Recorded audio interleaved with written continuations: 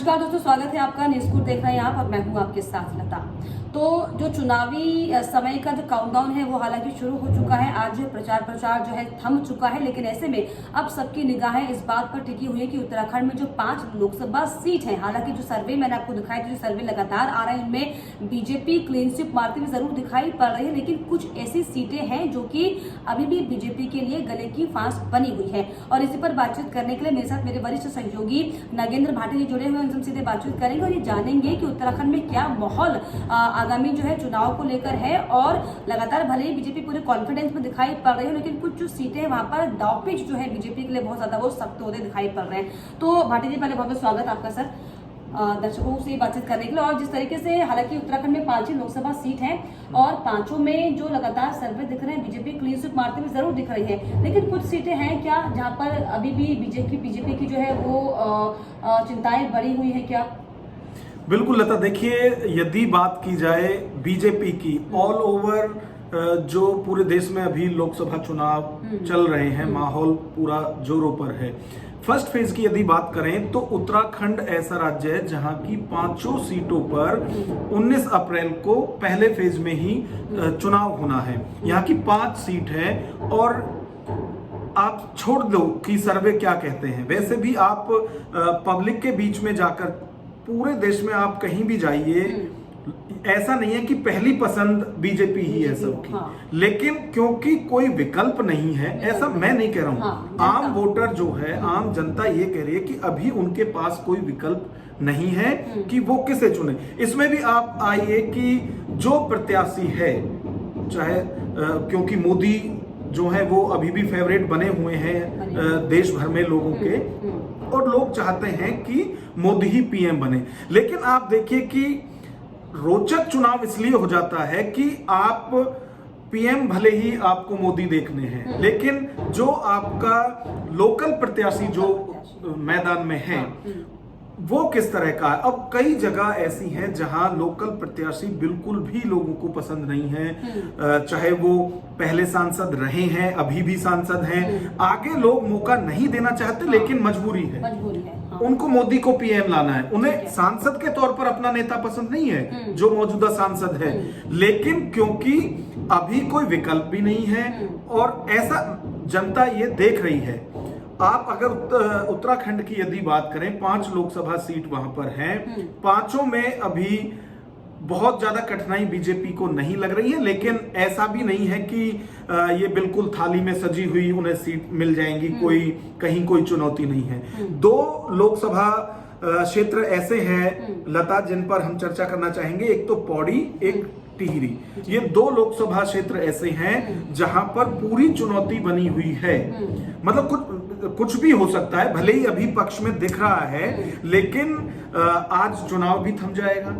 तो अब जो भी होगा इन 2 दिन के अंदर, क्योंकि आप खुलकर प्रचार नहीं कर सकते हैं, बहुत ज्यादा आप गैदरिंग नहीं कर सकते हैं, चुनाव आयोग सख्त है इन सब मामलों में, तो पब्लिक के बीच में जाकर अब काम किसका रह गया है? जो हमारे पोलिंग एजेंट हैं किसी भी पार्टी के, या फिर जो बूथ लेवल के नेता हैं, पन्ना प्रमुख बीजेपी में बोलते हैं वो है, उनका अब काम ज्यादा रह जाएगा। उनको लोगों के बीच में जाकर अपने नेता के बारे में समझाना। और आप देखिए कि ये विपक्ष भी मानता है कि सबसे ज्यादा ब्लॉक लेवल पर, सबसे ज्यादा निचले लेवल पर यदि कोई एक्टिव कार्य करता है तो वो बीजेपी का कार्य करता है, उसका फायदा उसको चुनाव में भी मिलेगा। अब आते हैं वापस उत्तराखंड की जो 2 सीट मैं आपको बता रहा हूं, ये ऐसे ही नहीं है।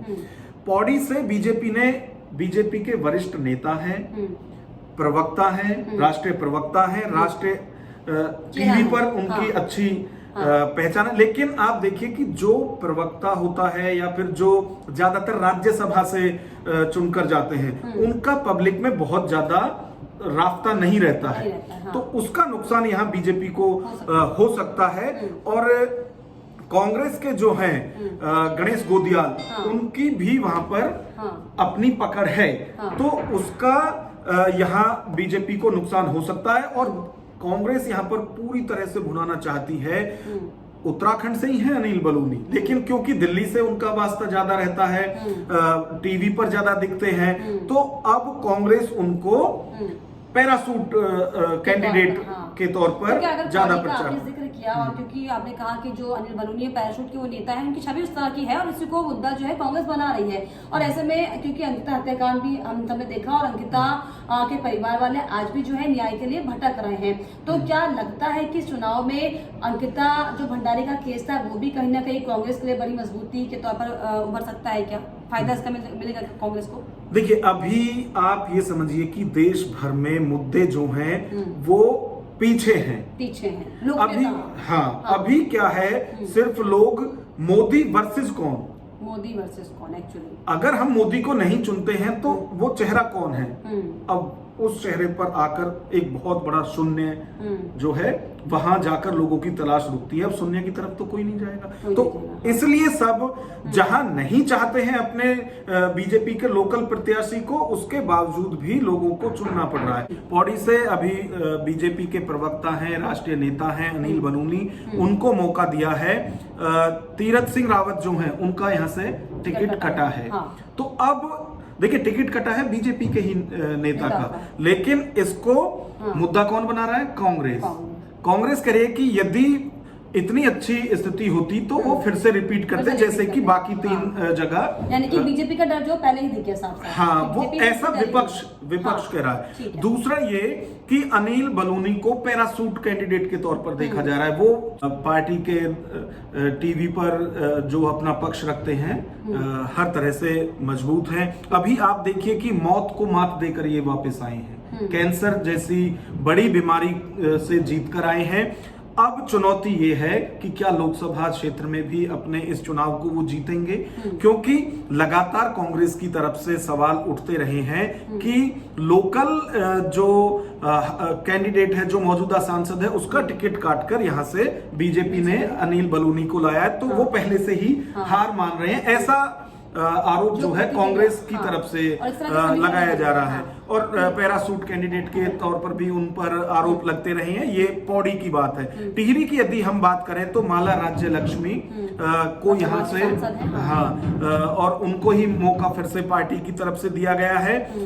जोत सिंह गुनसोला जो हैं वो यहाँ कांग्रेस के कैंडिडेट हैं उसी, लेकिन आप यहाँ देखिए कि इनसे इनकी टक्कर के तौर पर नहीं देखा जा रहा है। राष्ट्रीय पार्टी है कांग्रेस, उसके बावजूद भी माला राज्य लक्ष्मी की टक्कर वहां किससे देखी जा रही है? निर्दलीय प्रत्याशी हैं बॉबी पवार, नया युवा है, युवा जोश है, और इसी युवा जोश की बात बीजेपी करती है। तो यहाँ ऐसा ना हो जाए कि जो यहाँ का वोटर है वो युवा जोश किसमें देखे? एक निर्दलीय प्रत्याशी में, क्योंकि वो लगातार युवाओं की बात करते हैं, बेरोजगारी की बात करते हैं, पहाड़ की बात करते हैं, पहाड़ियों की बात करते हैं। और आप देखिए कि 2014 से लगातार नरेंद्र मोदी भी यही बात करते हैं। उनका बहुत वायरल हुआ था कि पहाड़ का पानी और पहाड़ की जवानी कभी काम नहीं आई उनके। तो अब बॉबी पवार जो हैं वो यही कहते हैं कि जब पीएम भी ये बात मानते हैं तो आखिर क्यों इतने साल बाद भी जो पहाड़ का युवा है वो बाहर क्यों जाए नौकरी के लिए या अपने काम के लिए। तो यहाँ टिहरी में बीजेपी प्रत्याशी को किससे टक्कर मिल रही है? एक निर्दलीय है बॉबी पवार। उसी तरह से नैनीताल पे आप आइए, यहाँ अजय भट्ट हैं, मौजूदा सांसद हैं, अच्छी पकड़ है उनकी। तो यहाँ मुझे नहीं लगता कि कांग्रेस के जो कैंडिडेट हैं प्रकाश जोगी बहुत ज्यादा कुछ जोशी जो हैं वो यहाँ पे कुछ इनका ज्यादा कुछ हो पाएगा। हरिद्वार से यहाँ से सिर्फ त्रिवेंद्र सिंह रावत की ही जो कह सकते हैं कि वो दाव पर नहीं लगा हुआ है। यहाँ क्या है, भले ही वीरेंद्र जो रावत हैं, हरीश रावत के बेटे हैं, तो यहाँ भले ही वीरेंद्र रावत चुनाव लड़ रहे हैं, लेकिन पूरी तरह से शुरू से ही हर जगह फ्रेम में कौन है? हरीश रावत। तो यहाँ जो भी कुछ होगा वो हरीश रावत को, यदि जीतते हैं तो यहाँ हरीश रावत जीतेंगे, हारते हैं तो वो सिर्फ चेहरा उनका बेटा है। तो हरिद्वार में एक और फैक्टर उमेश कुमार, हाँ, उमेश कुमार अभी खानपुर से निर्दलीय विधायक भी हैं और कई बार के विधायक की बीवी जो हैं बीजेपी से विधायक रहे हैं, प्रणव सिंह चैंपियन, उनकी पत्नी को इन्होंने चुनाव में हराया है। तो वो भी यहाँ त्रिकोणीय मुकाबला बना रहे हैं, भले ही लोकसभा और विधानसभा के चुनाव में मुद्दे अलग होते हैं, सब चीज अलग होती है, तो भले ही फ्रेम में ना अभी दिख रहे हो, लेकिन कहीं ना कहीं जो वोट प्रतिशत है, वो कम ज्यादा हो सकता है। हाँ। उसी तरह से अल्मोड़ा की यदि बात करें तो यहाँ अजय टम्टा सांसद हैं, मंत्री भी केंद्र में रहे हैं, उनकी टक्कर किससे है? प्रदीप टम्टा से। तो यहाँ टम्टा वर्सेस टम्टा होता हुआ दिखाई दे रहा है, लेकिन बहुत ज्यादा मेहनत की जरूरत, यहाँ ये कहें कि एक तरफा कहीं जा रहा है, ऐसा कुछ नहीं है। उत्तराखंड की भी यदि बात करें, पहले फेज में ही यहाँ चुनाव होना है, तो यहाँ की स्थिति फिलहाल ऐसी है। बाकी देखिए जो अंतिम निर्णय है वो तो मतदाता ही करेगा।